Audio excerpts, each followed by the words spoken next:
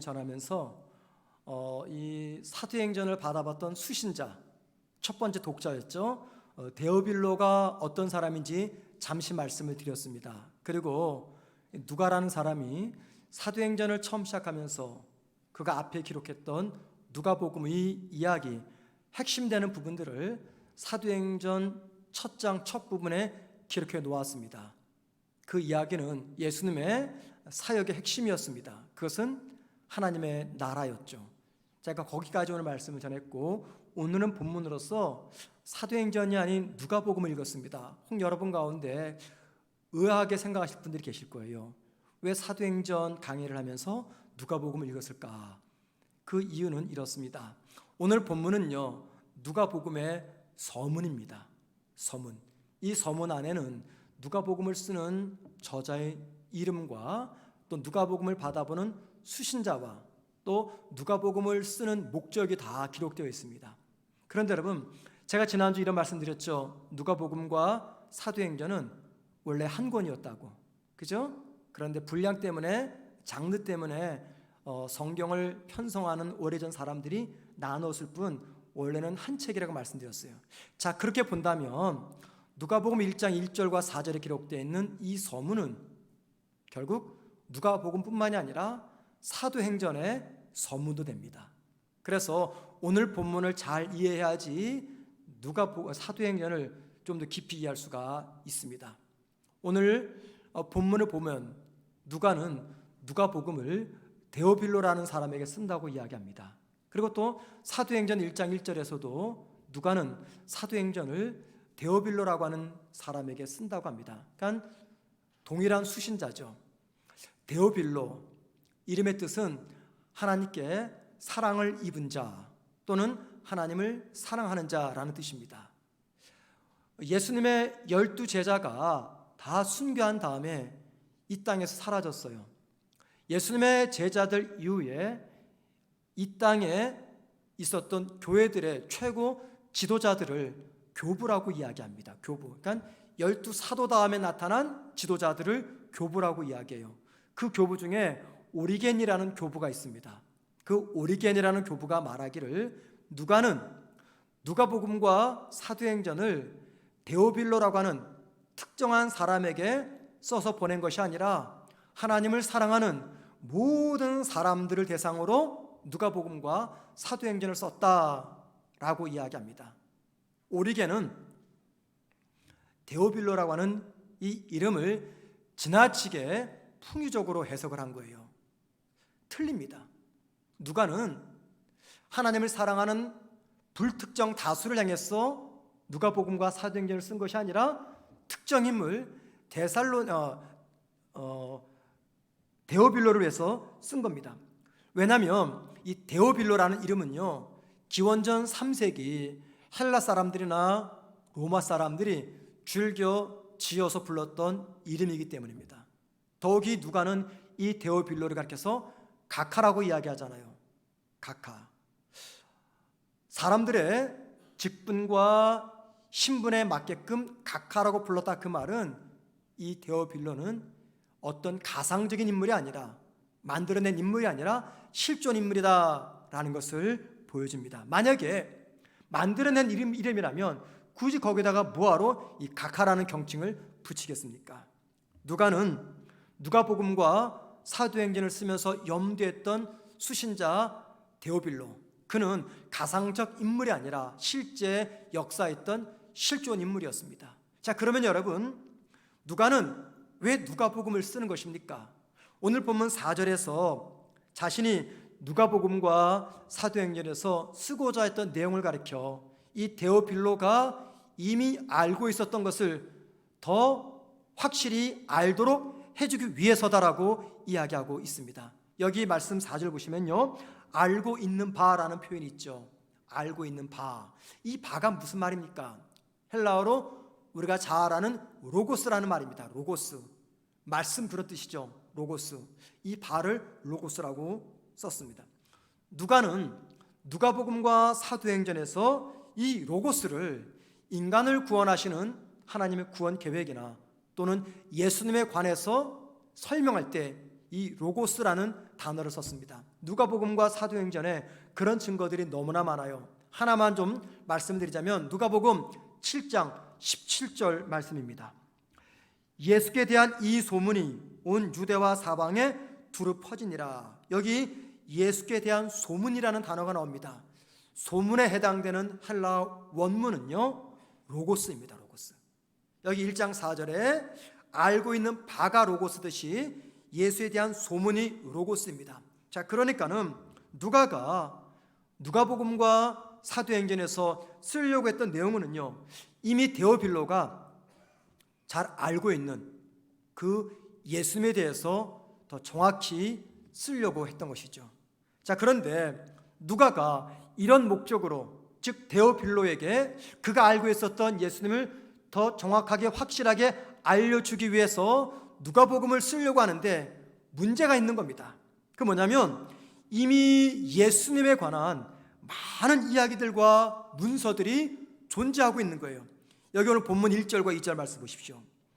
우리 중에 이루어진 사실에 대하여. 자, 우리 중에 이루어진 사실은 무슨 사실입니까? 예수님에 관한 이야기입니다.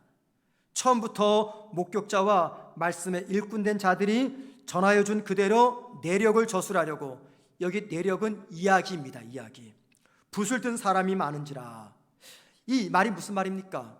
예수님에 관해서 입에서 입으로 떠돌던 구전 전승과 문서로 기록돼서 전해지는 문서 전승들이 많이 있었다 그 말입니다. 언제요? 누가가 누가복음을 쓰려고 할 때, 그때 이미 예수님에 관한 많은 이야기들이 떠돌고 있었고 많은 문서들이 존재하고 있었어요. 그 존재했던 문서들 중에서 우리 성경에 기록되어 있는 마태복음과 마가복음이 있었던 것이죠. 누가는 그래가지고 예수님에 관한 많은 자료들을 수집합니다. 떠돌아다니는 구전 전승도 문서로 쓰여진 문서들도 다 모읍니다. 그래가지고 어떤 것이 역사적으로 확실한지 직접 목격자들을 찾아가서 만납니다. 제자들로부터 바울로부터 예수님에 관한 이야기를 듣습니다. 필요하다면 갈릴리까지 찾아갑니다.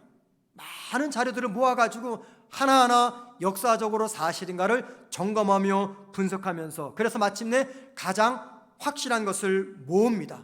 모은 그 자료들을 논리적으로 그리고 연대계 순으로 자신의 신학적 관점에 맞춰가지고 이 누가복음을 썼던 것입니다. 그 사실을 누가는 오늘 본문 3절에서 이렇게 말합니다. 그 모든 일을 근원부터 자세히 미루어 살핀 나도 데오빌로 각하에게 차례대로 써 보내는 것이 좋은 줄 알았노니. 여기 보니 근원부터, 처음부터 자세히 미루어 살피다. 여기 자세히 미루어 살피다 이 말은요 꼼꼼히 혹은 매우 신중하게 혹은 매우 조심스럽게 그 말입니다. 여기 또 차례대로 이 말은요 굉장히 논리적으로 그리고 연대기 순으로 그런 뜻입니다. 그렇게 해서 누가는 누가복음을 썼던 것입니다. 그런데 이것은 사도행전도 마찬가지입니다. 여러분, 누가가 누가복음을 써서 데오빌로에게 보내주었어요. 그리고 이제 꽤 시간이 지난 다음에 다시 사도행전을 쓰기를 시작합니다. 여러분 한번 상상해 보십시오.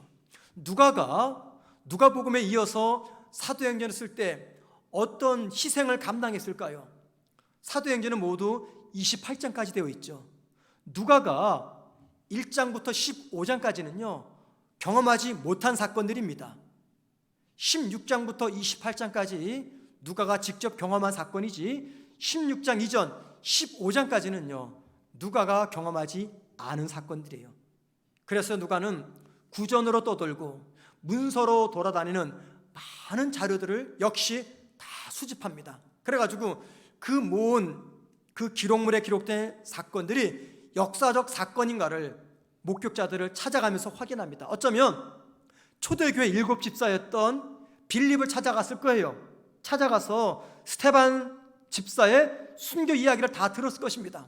어쩌면 사도 바울을 만나가지고 바울의 회심 이야기를 들었을 것이에요. 어쩌면 베드로를 통해서 오순절 마가의 다락방에 임했던 성령의 역사를 들었을 것입니다. 그렇게 누가는 구전과 문서로 된 전승들을 조목조목 따지고 분석하면서 어떤 것이 역사적으로 확실한가를 자료를 골라냈고, 그리고 누가복음처럼 논리적으로 연대기 순으로 자신의 신학적 관점에 따라서 이 사도행전을 기록하게 된 것입니다.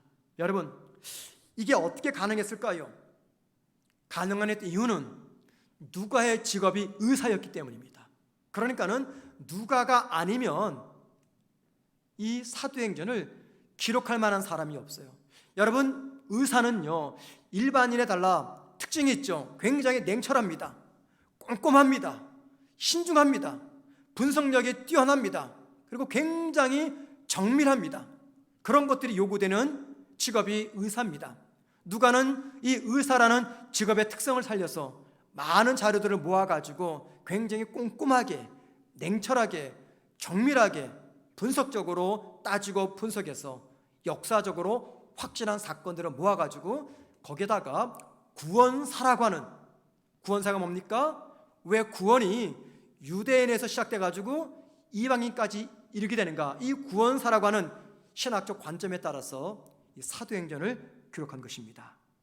한마디로 누가는 우리가 흔히 말하는 해산의 수고와 같은 어려움과 힘든 과정을 통해서 한 사람, 데오빌로를 위해서 누가복음과 사도행전을 썼던 것이죠. 그래서 여러분, 이 데오빌로는요, 예수님에 관한 이 복음을 누가 때문에 가장 확실하게 들었던 사람입니다. 누가의 덕분으로 데오빌로는 예수님에 관한 가장 정확한, 연대기적으로 가장 정확한 복음을 들을 수가 있었던 것이죠. 그리고 데오빌로는 누가 때문에 12제자로 인해서 시작된 기독교 복음이 어떻게 지중해 연안의 모든 나라들에게 그렇게 빨리 전파될 수 있었는지 알게 되었던 것입니다. 한 사람 데오빌로를 향한 누가의 헌신과 노력이 없었다면 저와 여러분들이 사랑하는 성경 누가복음과 사도행전은 존재할 수가 없었던 것입니다. 여러분, 내가 직접 보고 목격한 것을 기록하는 것은 어렵지 않습니다. 얼마든지 할 수가 있어요. 그런데 많은 사람들의 입에서 입으로 내려오는 구전들, 또는 많은 사람들이 기록한 그 문서들을 분석한 뒤 역사적으로 확실하고 쉴만한 것들을 뽑는다는 것은 이게 결코 쉬운 문제가 아닙니다. 그런데 누가는 이 힘든 작업을 했던 것이죠. 무엇 때문입니까?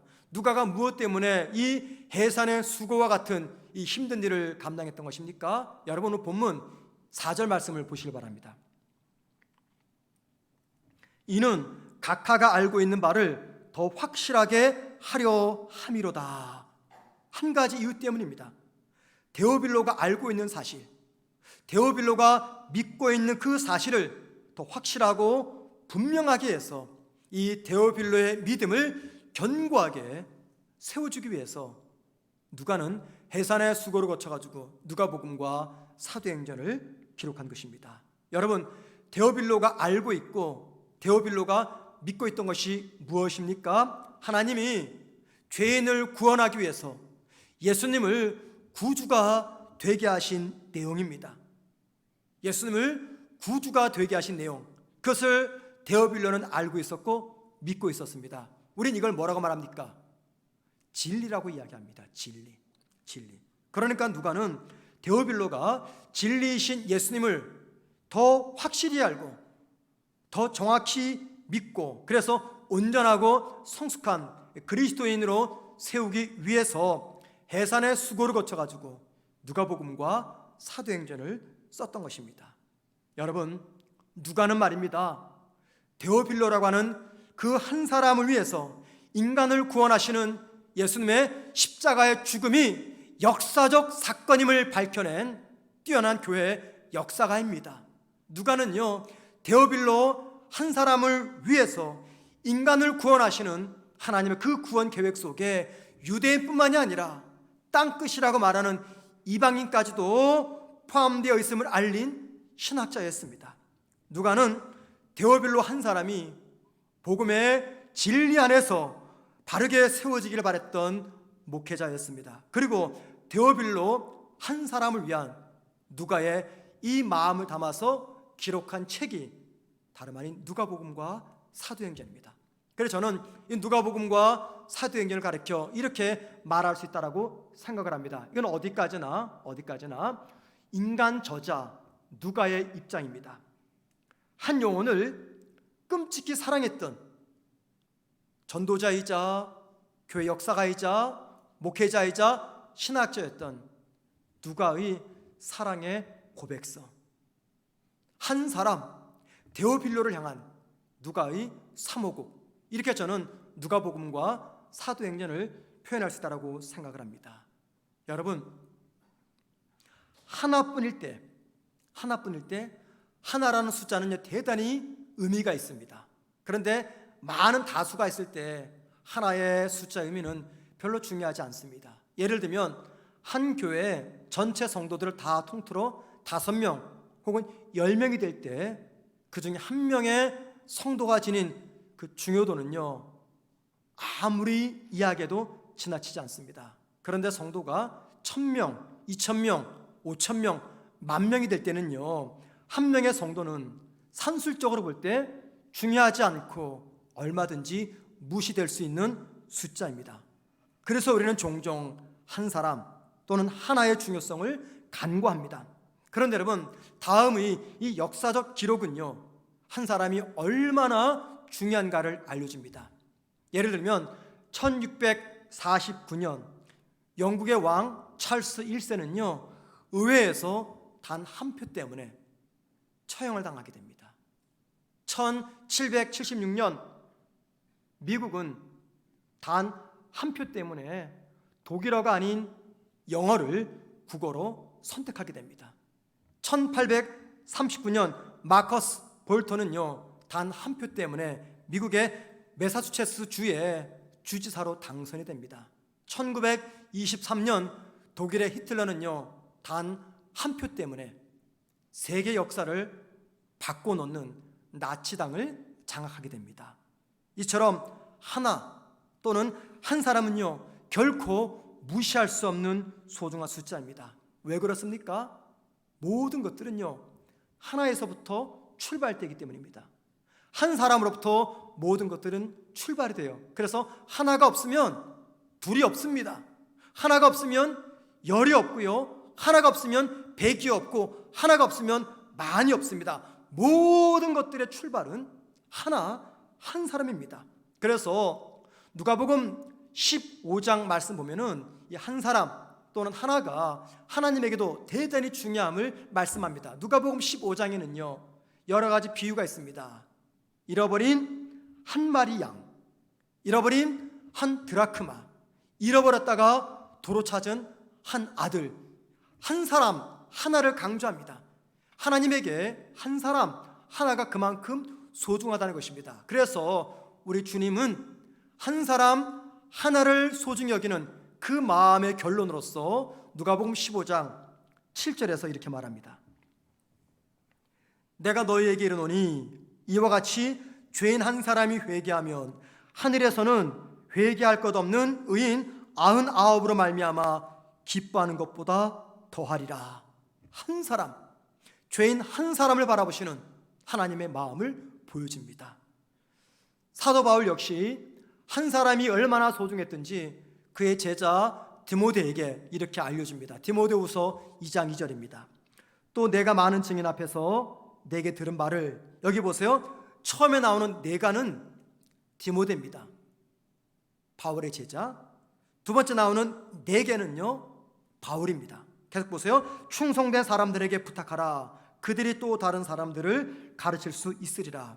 이게 무슨 말입니까? 바울은 디모데 한 사람에게 복음을 전함으로 디모데는 목회자가 되었습니다.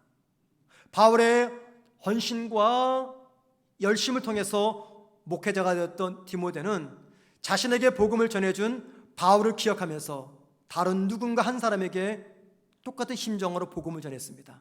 그랬더니 그 한 사람이 디모데를 통해서 복음을 듣고 그 디모데의 헌신을 기억하며 다른 누군가에게 복음을 전합니다. 그랬더니 그 한 사람도 역시 또 다른 한 사람에게 복음을 전합니다. 그렇게 또 한 사람, 다른 또 한 사람으로 이어지는 복음의 전파를 통해서 이 땅에 수많은 사람들의 심령에 하나님의 나라가 임했고, 그 결과 오늘 저와 여러분도 이 복음 앞에 서 있는 것입니다. 그리고 누가는 30년 동안 바울 곁에서 함께 동역하면서 한 영혼을 소중하게 바라보며 생각했던 바울의 마음을 보고 배웠습니다. 그래서 한 영혼을 사랑하는 마음으로 누가는 한 사람 데오빌로를 위해서 해산의 수고를 하면서 누가복음과 사도행전을 썼던 것입니다. 여러분, 우리 교회는요, 저를 제외한 8명의 교육자들이 있습니다. 여러분들은 그 8명의 교육자들을 볼 때 각각 한 분씩을 볼 겁니다. 한 분의 전도사님, 한 분의 강도사님, 한 분의 부목사님. 교회가 편리상 담임 목사, 교육자를 담임 목사와 부교육자로 표현합니다. 성도들에게 솔직한 얘기로 한 명의 부교육자의 거는 기대가 크지 않습니다. 별로 중요하게 생각하지 않습니다. 왜? 한 사람이기 때문에. 그런데 여러분, 저는 다릅니다. 저는요, 우리 교회 8명의 교육자들을 볼 때 절대 한 사람으로 보지 않습니다. 하나님이 언젠가 그들에게 붙여줄 수많은 성도들을 바라봅니다. 지금은 한 사람의 교육자지만 언젠가 때가 되었을 때 선교지에서, 이 땅에서 하나님께서 그분들에게 붙여줄 수많은 영혼들을 보면은요, 그 한 분 한 분이 얼마나 귀한지 몰라요. 그러면 기도 시간에 저도 모르게 눈물이 쏟아집니다. 여러분, 제가 왜 그런 생각하냐면 제가 그랬기 때문입니다. 너무나 초라하고 그 누구도 기대하지 않았던, 그 어떤 가능성도 없었던 무명의 한 사람 부교육자, 그게 저였습니다. 그런데 하나님은 아무도 주목하지 않고 기대하지 않는 부족한 저를 그냥 한 사람으로만 남게 하지 않으셨어요. 영국에서 9년간의 담임 목회 시간을 통해서, 부산에서 2년간의 담임 목사를 통해서, 그리고 우리 교회에서 5년이 넘는 담임 목회 기간 동안에 하나님은 무능하고 무명한 저를 통해서 많은 성도들에게 하나님의 말씀을 전하게 하셨습니다. 그리고 참 많이 부족한, 너무너무 부족한 제 설교를 통해서 절망 속에 있는 어떤 성도들은 회복의 은혜를 경험했습니다. 참 많이 부족한 저의 설교를 통해서 고난을 만난 성도가 힘을 얻었고요, 많이 부족한 저의 짧은 이 설교를 통해서 영적으로 성숙을 경험하는 그러한 성도들이 나타났습니다. 여러분, 저 혼자만의 힘으로 여러분에게, 성도들에게 복음을 전하는 목사가 된 것입니까? 절대 아닙니다. 여러분, 절대 아닙니다. 저 혼자만의 힘으로 목사가 된 것이 절대 아닙니다. 어떤 분은 누구도 주목하지 않는 초라한 저를 그분들의 마음에 품고 오랜 시간 동안 기도해 주었습니다. 어떤 분은 따뜻한 격려와 가르침으로 한 사람인 저를 세워주었습니다. 어떤 분은요, 재정적인 후원을 통해서 제가 무사히 모든 신학 수업을 마칠 수 있도록 도와주었습니다.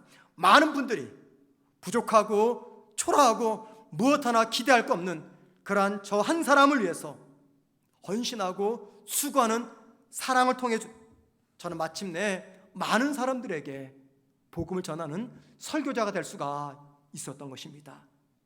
여러분, 하나님에게 한 사람은요, 단순한 숫자적인 하나가 아닙니다. 여러분들은 한 사람 숫자 개념으로 하나 보지만 하나님은 절대 한 사람을 숫자의 개념인 하나로 보지 않습니다. 하나님에게 헌신된 한 사람을 통해서 다수를 변화시키는 것, 이게 바로 하나님의 일하시는 방법입니다. 여러분, 누가로부터 데오빌로는 누가복음과 사도행전을 받아보았습니다. 여러분 한번 상상해 보십시오. 누가의 해산의 수고를 통해서 받아본 이 누가복음과 사도행전을 읽었던 데오빌로가 그 이후에 어떤 삶을 살았을까요? 안타깝게도 성경에는 그 이야기는 기록되어 있지 않습니다. 그런데 그 이후에 데오빌로가 어떤 삶을 살았을까? 우리는요, 충분히 상상하고 짐작하고 생각할 수가 있습니다. 왜냐하면 데오빌로뿐만 아니라 그 누구라도 십자가 주님을 만나게 되고 복음을 듣게 되면요, 가만히 있지 못하기 때문입니다. 우리 주님은 사도행전 1장 8절에서 제자들에게 마지막 명령을 하셨죠. 오직 성령이 너희에게 임하시면 너희가 권능을 받고 예루살렘과 온 유대와 사마리아와 땅까지 이르러 내 증인이 되라. 이것이 제자들을 향한 주님의 명령입니다. 자, 여러분, 사도행전을 받아보았던 데오빌로가 1장 1절부터 읽어나가다가 이 대목은 읽지 않았을까요? 사도행전 1장 8절은 읽지 않았을까요? 분명히 읽었을 것입니다. 이 말씀을 읽으면서 자연스럽게 데오빌로는 누구를 생각했을까요? 땅끝이었던 한 사람, 자기를 위해서 해산의 수고를 아끼지 않고 누가복음과 사도행전을 썼던 이 누가의 헌신을 기억했을 것입니다. 그리고는 이 말씀을 읽는 가운데 분명히 그의 심장이 뜨거워졌을 것이에요. 그리고 역시 데오필로도 누군가에게 복음을 전하는 전도자의 삶을 살았을 것이라고 우리는 충분히 짐작할 수가 있습니다. 여러분은 이 사도행전 1장 8절의 말씀이 누구를 향한 주님의 말씀이라고 생각하십니까? 1장 8절 주님의 명령이 누구를 향한 명령입니까? 이 명령은 예수를 믿는 모든 그리스도인들을 향한 주님의 명령입니다. 자, 여러분 보세요. 누가에게 그가 가야 될 땅끝은요, 한 사람 데오필로였습니다. 그렇다면 여러분, 우리가 품고 있는, 여러분이 품고 있는 그 땅끝 한 사람, 그 데오빌로는 누구입니까? 주님의 마음으로 내 마음에 품고 그의 삶을 복되게 하며 그의 영혼을 성숙하게 세울 나의 데오빌로, 나의 땅끝은 누구입니까? 저나 여러분이 언젠가 주님 앞에 설 날이 있습니다. 여러분, 주님 앞에 서기 전까지요, 우리 모두의 한 사람 데오빌로가 나에게 있어야 됩니다. 나의 눈물과 기도로 세워줄 나의 데오빌로가 있어야 됩니다. 나의 해산의 수고를 통해서 변화시킬 나의 데오빌로 있어야 됩니다. 나의 많은 것들을 포기해서라도 구원받게 할 나의 데오빌로, 땅끝이 나에게 있어야 됩니다. 자, 여러분에게 그 한 사람, 그 데오빌로가 누구입니까? 아니, 그 데오빌로를 품고 있기는 한 것입니까? 여러분, 품고 있습니까? 누구입니까? 여기에 역설의 법칙이 있습니다. 내가 그 한 사람을 위해서 해산의 수고를 하게 되면요, 결국 그 모든 은혜는 나에게 돌아옵니다. 내가 누군가를 위해서 해산의 수고를 하게 되면 그 한 사람이 아닌 내가 살아남을 경험하게 됩니다. 인도의 유명한 성자라고 알려진 기독교인 중에 썬다싱이라는 분이 계십니다.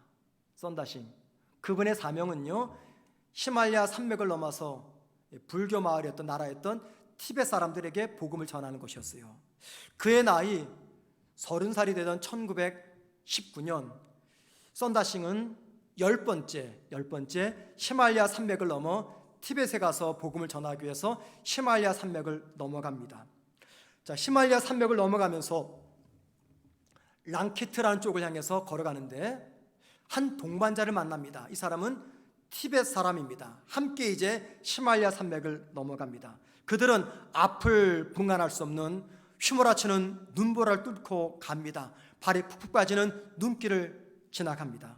사력을 다해서 산을 넘어가고 있는데 한 10m 떨어진 가파른 비탈길에 한 사람이 주저앉아 있는 것을 발견합니다. 가보니 몸이 얼어서 지금 죽어가고 있어요. 이 썬다싱은 동행하는 티벳 사람에게 우리가 저 사람을 업고 가십시다 라고 이야기합니다. 그랬더니 이 티벳 사람이 말하기를, 그러다가 우리도 얼어 죽소, 나는 살아야겠소 하면서 아주 매정하게 혼자 길을 떠납니다. 자, 썬다싱은 그를 버리지 못하고 비탈길을 내려갑니다. 그래서 온몸이 얼어 죽어가는 그 사람을 업고 비탈길을 올라옵니다. 업었다가 안았다가 넘어졌다가 일어섰다가 그런 과정을 거치면서 비탈길을 올라섰고 마침내 고갯 마을에 다 도달하게 되었어요. 자, 그런데 그의 눈앞에 동사체가 보이는 겁니다.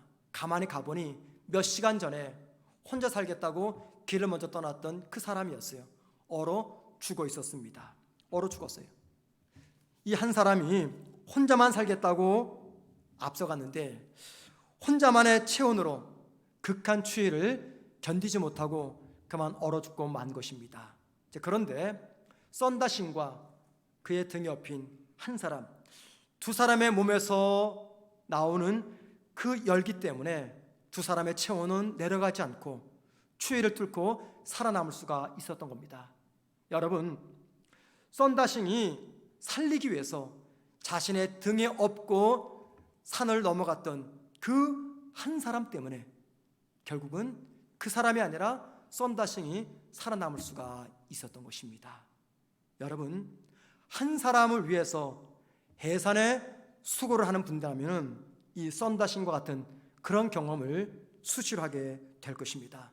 내가 한 사람을 위해서 해산에 수고를 하게 되면 그 한 사람이 살아남과 동시에 나에게 하나님의 은혜가 주어진다는 것입니다.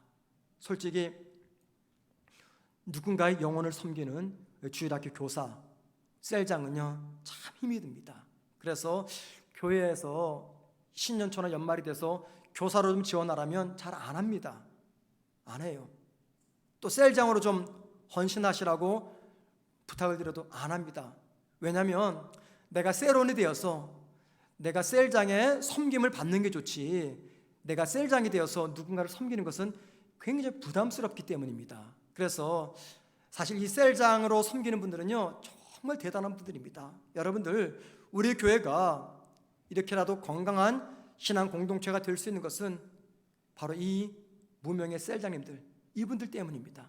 영혼을 섬기며 그들을 위해서 울며 기도하는 그 셀장들 때문입니다. 여러분, 많은 교사들, 많은 셀장들에서 안 하겠다고 회피합니다. 그런데 만약에 우리가 제대로 교사하고 제대로 셀장하면은요, 내가 섬기는 주일학교 어린이들이나 셀원들이 아니라 내가 먼저 하나님의 은혜를 받는 최대의 수혜자가 된다는 겁니다. 왜 그럴까요? 어린아이를 섬기는 교사가 되고 셀원을 섬기는 셀장이 되고 성도들을 섬기는 목사가 되면은요, 그들을 위해서 더 많이 기도의 자리로 나아가야 되기 때문입니다. 더 많이 내가 인내해야 되고 더 많이 말씀을 공부해야 되고 더 많이 내 자아를 내려놓아야 되기 때문에 결국에는 내가 영적으로 살아납니다. 영혼을 섬기기 위해서 내가 피곤한데도 눈을 비비면서 이른 새벽 밤늦게 기도 자리로 나오게 됩니다. 할 일이 너무나 많습니다. 바쁩니다. 분주합니다. 그럼에도 불구하고 시간을 쪼개서 한 영혼을 섬기는 그 과정을 통해서 결국에는 섬기는 내가 영적으로 깊어지고 주님과의 관계가 친밀하게 바뀌는 이 놀라운 은혜를 셀장으로 섬기고 누군가를 섬기는 우리가 받게 되는 것입니다. 자, 여러분, 구원의 확신이 있으십니까? 그리고 하늘나라 소망이 있으십니까? 만약에 그렇다면 제가 여러분에게 하나의 도전 혹은 부탁의 말씀을 드립니다. 여러분, 지금 하늘 소망에 대한 확신이 있고 구원의 확신인 여러분에게 품고 있는 나의 한 사람, 나의 데오빌로가 있습니까? 내 기도를 멈추지 않게 하는 그 한 사람이 있으십니까? 나를 더 참게 하고 나를 더 인내하게 하는 그 한 사람이 나에게 있습니까? 내 자아를 십자가 아래 내려놓게 하는 그 한 사람이 있으십니까? 여러분, 그 한 사람이 우리에게 있어야 됩니다. 나의 헌신을 통해서 세워지는 그 한 사람이 누군가를 또 세웁니다. 그럼 그 사람이 또 누군가를 세웁니다. 내가 세운 그 한 사람을 통해서 어떤 일을 하나님께서 진행하실지 우리는요 상상조차 할 수가 없습니다. 자, 그래서 여러분 들어보십시오. 지금은 한 사람이에요. 그런데 시간이 지나면요 그 한 사람이 둘이 되고요, 그 한 사람이 100이 되고, 그 한 사람이 만이 되고, 그 한 사람이 10만이 됩니다. 한 사람은 결코 우리가 간과할 수 없는 너무나 소중한 숫자입니다. 1858년 미국 보스턴의 어느 교회에 킴 볼이라는 주일학교 교사가 있었습니다. 그분은 시간만 나면 수시로 구두방에서 일하는 한 소년을 찾아가서 성경을 가르쳤습니다. 마침내 어느 시간이 지났을 때 킴 볼은 그 소년을 주님께로 인도하게 되었어요. 여러분, 그 소년이 누군지 아십니까? 세계와 미국과 전 유럽을 흔들었던 세계적인 복음 전도자 D.L. 무디입니다. 무디. 이야기는 그곳으로 끝나지 않아요. 21년이 지난 1879년 무디는 영국의 중부 도시인 요크에 가서 집회를 인도합니다. 그 집회 중에 영국의 침례교 목사였던 메이어 목사를 만납니다. 둘은 절친이 되고 아주 가까운 동역자가 되었어요. 그리고 D.L. 무디는 영국의 메이어 목사를 미국으로 초청합니다. 메이어는요, 한 대학에서 집회를 인도하며 말씀을 전합니다. 그때 그 집회에 참석했던 체프먼이라는 사람이 메이어가 전하는 복음을 듣고 회심을 합니다. 그리고 체프먼은 또 다른 누군가 빌리 썬데이라고 하는 유명한 야구 선수에게 복음을 전합니다.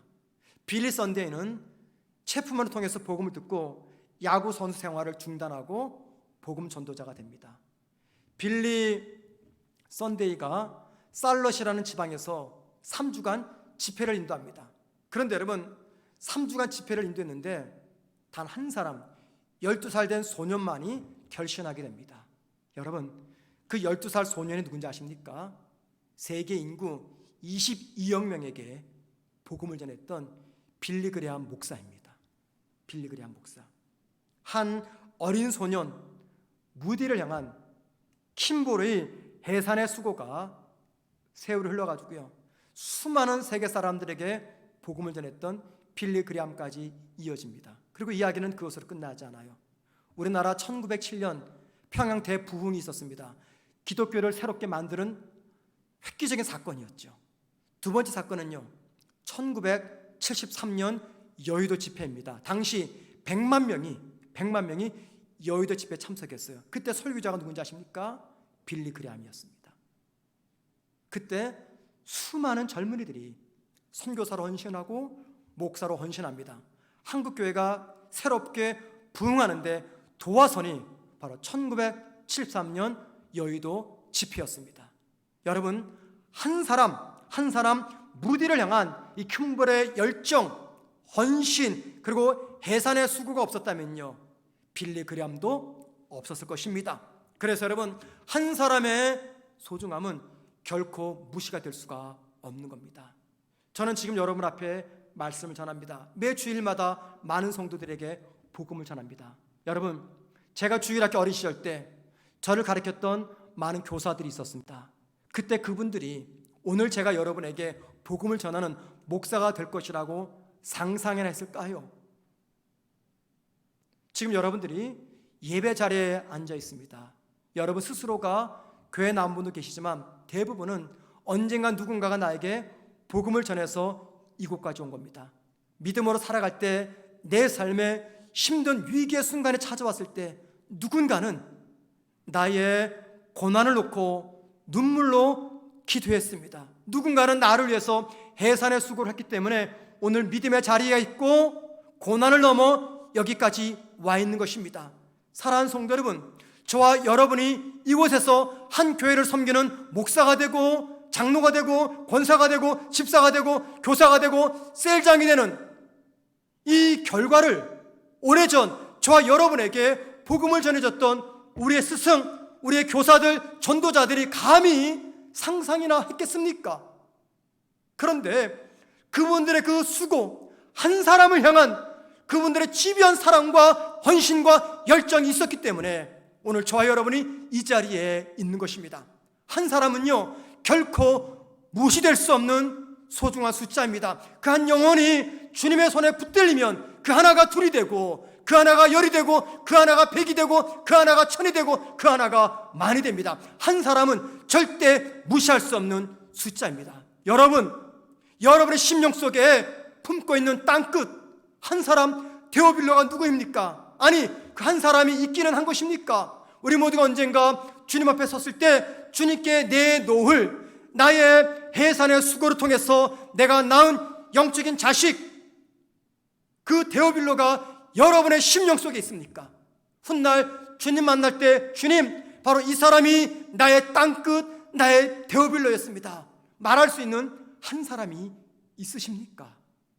여러분, 우리 교회 교육자들도 좋습니다. 우리 교회 장로님도 좋습니다. 우리 교회 교사도 좋고요, 셀장도 좋습니다. 여러분 마음에 품으십시오. 한 사람을 품으십시오. 그 한 사람이 하나님의 사람이 되고 하나님의 나라를 이 땅에 이루기 위해서 내가 믿음으로 기도로 그를 세우겠습니다. 여러분 마음속에 누구든 좋습니다. 한 사람의 데오빌로를 품으십시오. 그리할 때 여러분, 그 사람이 살아나는 것뿐만이 아니라 내가 살아납니다. 그 한 사람 때문에 내가 삽니다. 그 한 사람 때문에 내가 성숙하고 깊이 있는 하나님의 사람이 됩니다. 우리 모두가 한 사람을 품고 그 한 사람 때문에 기꺼이 나의 많은 것들을 헌신하는 그 자리까지 나아가기를 주님의 이름으로 축원을 드립니다.